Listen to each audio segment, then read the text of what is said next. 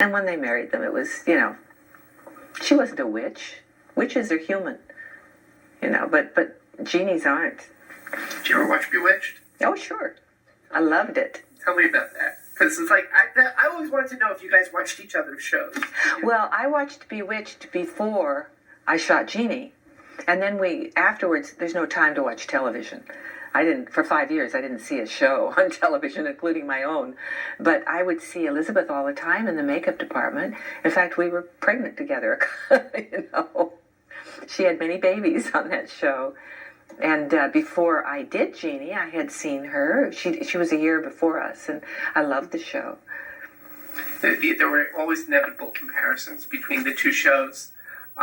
There shouldn't have been comparisons because they're completely different concepts, Well, two beautiful blonde women with guys who are dealing with the magic that these women brought to their lives. There's a little of that. Well, that's true. Well, Except when you're dealing with a witch, witches live in houses. They can pass, But a genie can't pass, and she never lives in a house. And it's a different personality. It's a different everything, a different world. You guys were on the same studio lot, though, correct? We were both on Columbia, yeah. And was there any sort of passing in the night type of thing? Was there? I know there was one episode, I got all excited when the Bellows house was actually, they used Samantha and Darren's set to do the Bellows house at one point. Did you know that? I didn't know that.